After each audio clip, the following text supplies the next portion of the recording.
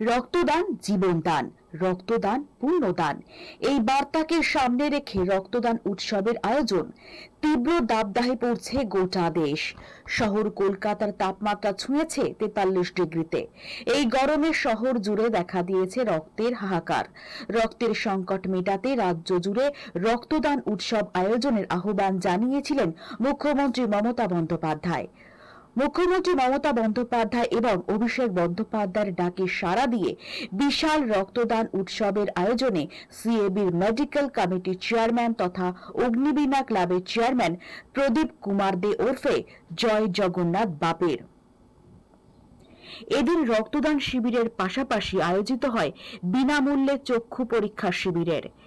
এদিন পুরুষের পাশাপাশি মহিলা রক্তদাতাদের উপস্থিতি ছিল চোখে পড়ার মতো। রক্তদাতা এবং উদ্যোক্তাদের উৎসাহ দিতে উপস্থিত ছিলেন সমাজের বিশিষ্টজনেরা।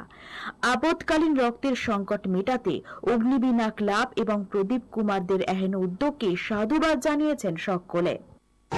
দেখুন, এই রক্তদান শিবির এই গরমকালে কিন্তু মানুষের সংকট ভীষণ।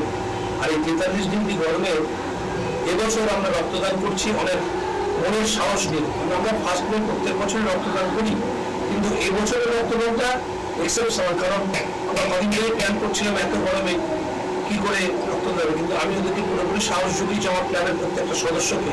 কারণ আমি ঘরের মানের লোক। এই 43 ডিগ্রি 42 ডিগ্রি গরমে আন্ডার 13, আন্ডার 15, আন্ডার 18 এবং senior Bengal, first division, second division এবং আজ থেকে ক্লাব প্রথম ওমেন্স ক্লাব লিগ শুরু হলো 45 সালে।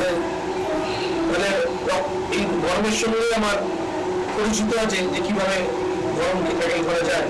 যেভাবে আমরা ঘরের মানে ট্যাকেল করি সেভাবে আমি রক্তদানের এখন সেভাবে খুব সুপরিকল্পিতভাবে চেষ্টা করছি। এখনো পর্যন্ত প্রায় এই গরমে 50 জন রক্ত দিয়ে দিয়েছে।